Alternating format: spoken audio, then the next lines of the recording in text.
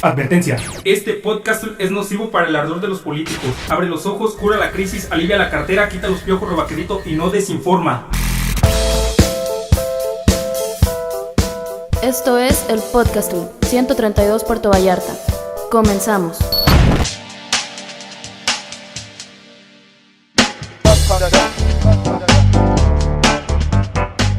¿Qué tal, amigos? Muy buenos días, tardes, noches o incluso madrugadas tengan todos ustedes.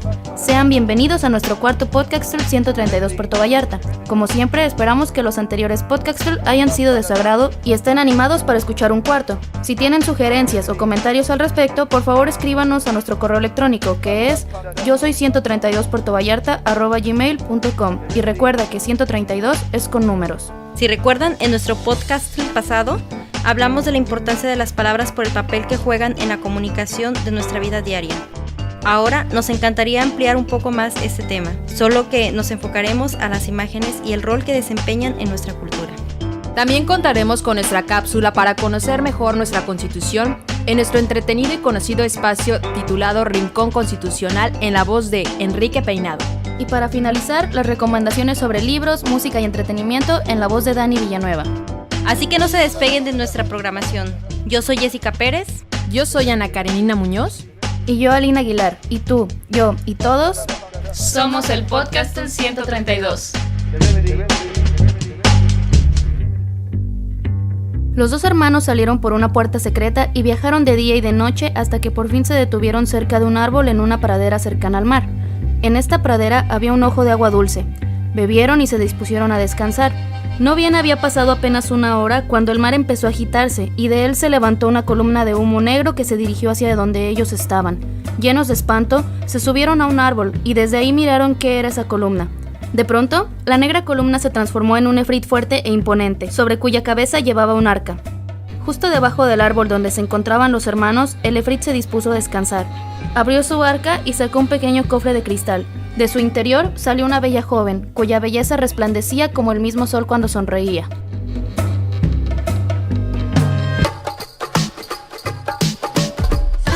Lo que acabas de escuchar es un pequeño fragmento sobre la historia del rey Shahriar y su hermano el rey Shahsamán, recopilado del libro anónimo Las 1001 noches. Aquí nos podemos dar una idea sobre lo que nos están contando, ya que al leer podemos ir imaginando el paisaje, los personajes y toda la historia, así como cualquier otro cuento, poema o conversación convencional que leamos o escuchemos. Producen en nosotros una serie de imágenes mentales, las cuales nos lleva a recrear escenas tal como si lo estuviéramos viviendo en carne propia. Así es, Jessie. Incluso en estos momentos, mientras nos están escuchando, tienen una idea o una imagen mental sobre nosotros. No sé, como nuestro aspecto o a qué les suena. Nuestra vida está repleta de comunicación visual, ya sea por medio de la televisión, el cine, espectaculares, entre millones de cosas más. La imagen visual está siempre presente, mas eso no significa que no sea también imagen mental, como en la situación de personas con discapacidad visual. Y aquí aclaro un punto, la discapacidad visual la tienen incluso las personas que necesitan lentes para ver. Esto es un tipo en menor escala. Antes que todo, es importante mencionar que gran parte de la información del tema de hoy está basada en el seminario sobre la estética de la mirada, impartido en la Universidad Iberoamericana de León por Diego Lizarazo Arias, doctor en filosofía, el pasado 23 de marzo. Empezaremos por diferenciar un par de conceptos. Sobre el ver diremos que se refiere a la cuestión anatómica, biológica del ojo y sus mecanismos de funcionamiento, mientras que el mirar se refiere a una cuestión de percepción que está muy ligada a la cultura y el entorno individual y social en el que nos movemos. Por así decirlo, se refiere al cómo hemos aprendido a mirar y además qué mirar. Nuestra forma de mirarnos a nosotros, a los otros y a todo es una cuestión que se aprende, no es algo innato y dependerá de nuestra cultura y nuestras experiencias de vida. Pongamos un ejemplo, en este sistema globalizado en el que actualmente nos movemos estamos al margen de lo que algunos medios como revistas, programas, el cine, etc. dicen que es bello, correcto, indeseable o inapropiado. Nos hemos formado una imagen mental de la belleza física, para la cual se tiene que ser flaco, alto, güero y de ojos de color. Una forma muy agringada sobre la estética del ser humano, pues en general este modelo de imagen es en su mayoría interpretado por el bueno, el protagonista de la película, del programa, mientras que el chaparrito moreno y de ojos negros es el malo o incluso el extra que actúa muchas veces como chalán del bueno. Esto ya crea un discurso sobre lo que deberíamos seguir o pretender ser. Esta situación, aunque sigue presente en el inconsciente de la mayoría, se ha venido debilitando con el paso de los años, pues cada vez vemos otros discursos más humanizados y reales sobre la belleza o más bien sobre los gustos. Sin embargo, seguimos muchas veces viviendo al margen de estos modelos de reconocimiento en el otro o en uno mismo, incluso aunque no nos demos cuenta. Esto se puede notar en nuestra forma de expresarnos con nosotros mismos o hacia los demás. Como dijimos en el podcast pasado, las palabras son importantes, pero también en ellas se pueden tener atisbos sobre lo que realmente pensamos al decir algo inadecuado o racista. Muchas veces como broma o simplemente porque se nos salió, en esos errores, y digo errores entre comillas, se puede tener una idea más clara de cuál es nuestro sentir verdadero hacia una persona, una cultura o un modo de pensar diferente al nuestro. Así es, o como dice Riquet, no hay autocomprensión que no esté mediatizada por signos, símbolos y textos, y a partir de esto construimos una imagen de nosotros mismos y de los que nos rodean. Pero como dijimos anteriormente, esta construcción está mediada por el contexto cultural en el que nos desarrollamos, y sabemos que nos movemos en una cultura globalizada, por lo tanto, nuestra imagen está resguardada por lo que los grandes medios de comunicación nos dicen debe ser. Es por este motivo que todo aquello invisible en los medios o en la sociedad donde nos desdoblamos es invisible para nuestro mirar, como bien ocurre con la pobreza extrema, con grupos nativos en colonias marginadas, otras culturas y tradiciones, como lo que ocurrió con los habitantes de Atenco, de Acteal, de Cherán, entre otros muchos grupos de los cuales los medios no hablan o lo manejan de forma superficial. Pues si no se ve, por lo tanto no existe, aunque sea una realidad.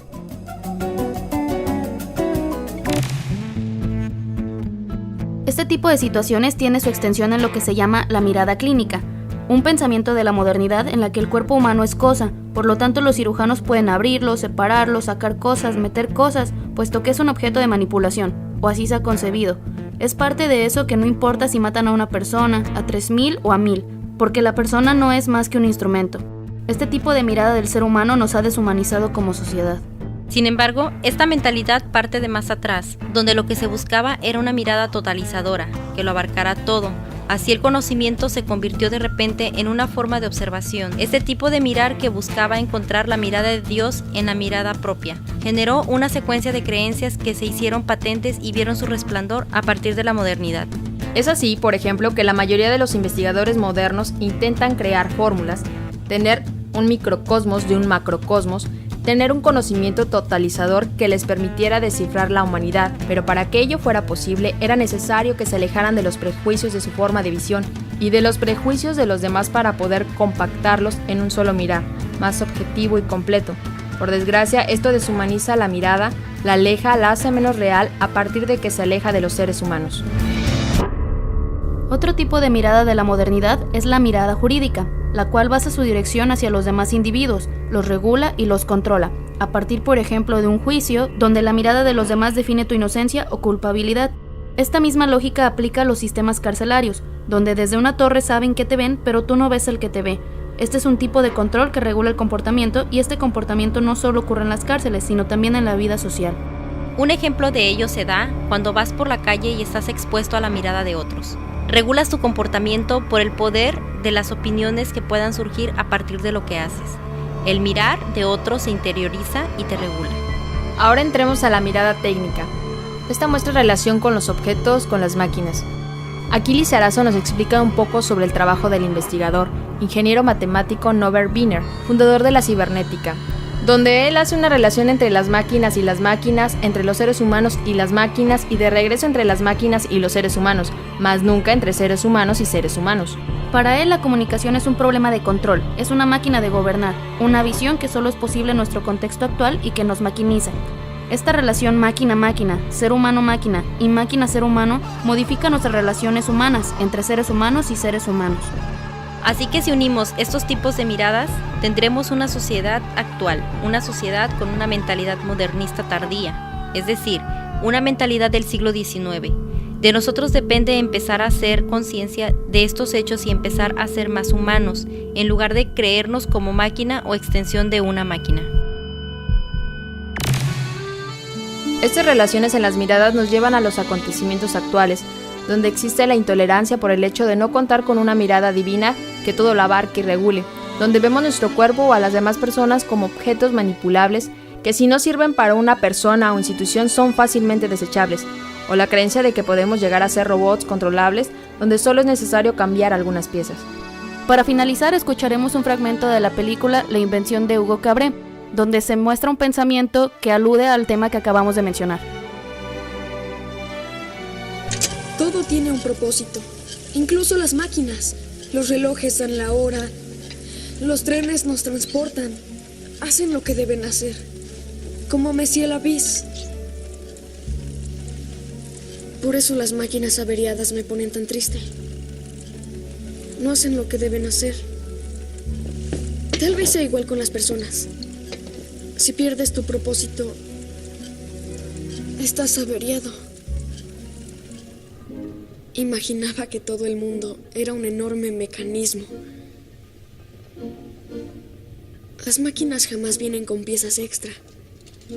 Siempre las hacen con la cantidad precisa. Así que creo que si todo el mundo es una enorme máquina,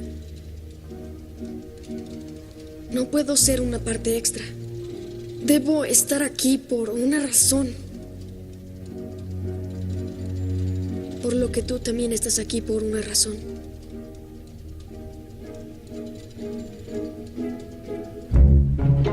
Y ahora vamos a un corte comercial. Hace 100 días que arrancamos, con fuerza y ganas de represión. Y hoy ya has visto el camino para la privatización de la educación, la criminalización de la protesta y reformas como la laboral en beneficio del patrón. Permitiremos la entrada de transgénicos y llevamos más de 4,000 muertos en lo que va de la administración. Queremos un país donde podamos combatir el hambre con Pepsi y Nestlé, sin importar que eso signifique sepultar a los productores de café. Esto es solo el comienzo. No nos vamos a detener. Queremos llevar a México a la ruina. Vamos a vender a México. Este comercial no fue pagado por la clase política. Queda prohibido su uso para fines no establecidos en el programa. Y ahora estamos por entrar al famoso Rincón Constitucional en la voz de Enrique Peinado.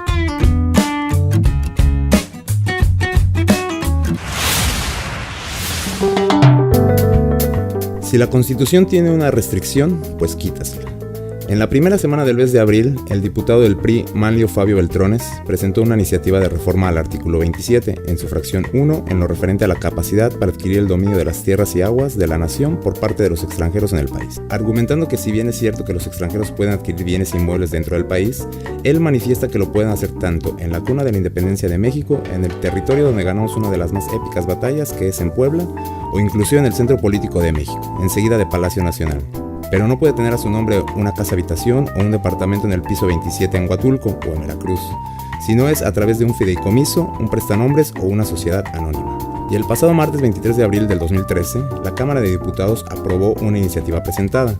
El artículo 27 constitucional en su fracción 1 contiene el principio de que solo los mexicanos, ya sea por nacimiento o naturalización, y sociedades mexicanas tienen el derecho de adquirir dominio de las tierras y aguas del país. Los extranjeros pueden hacerlo también teniendo la restricción en una faja de 100 kilómetros a lo largo de las fronteras y de 50 kilómetros, y esta restricción no está puesta nada más al aire, sino que obedece a antecedentes históricos, políticos, hasta de estrategia militar en caso de invasión extranjera. En la práctica es muy común que extranjeros tengan sus residencias en hermosas playas del país. Entonces, si se supone que está prohibido, ¿cómo es que lo hacen? Pues para tergiversar la Constitución nuestros legisladores son muy creativos. Existen prestanombres o los famosos fideicomisos mediante el cual extranjeros pueden adquirir la posesión de un bien inmueble, transmitirlo e incluso dejar beneficiarios, pero sin ser los dueños legítimos de tal bien. De esto casi siempre se encarga una institución bancaria. Esto, claro, en beneficio de la creación de empleos y alentando el turismo e inversión extranjera, como si solo de eso sobreviviera la economía mexicana. Entonces, en lugar de erradicar este tipo de simulaciones, poniendo candados a las leyes secundarias, se pretende eliminar esta simulación, haciéndola totalmente legal.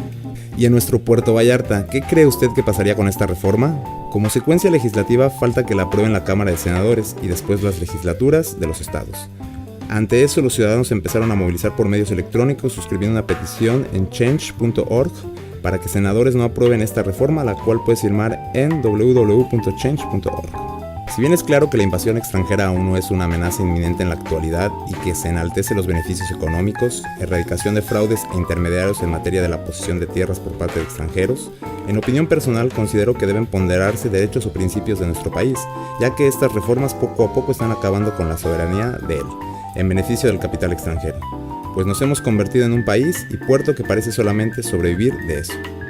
Mi nombre es Enrique Peinado y este fue El Rincón Constitucional.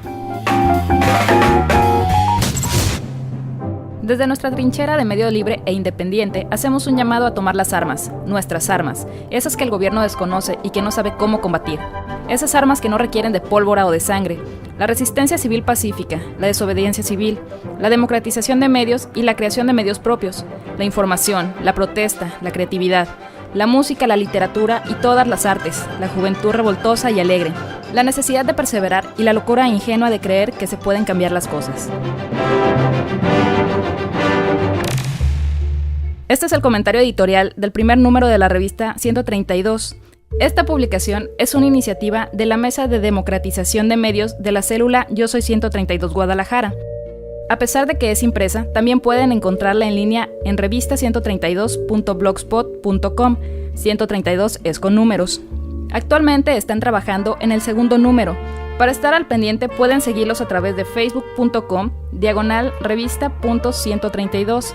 Aquí 132 es con letras.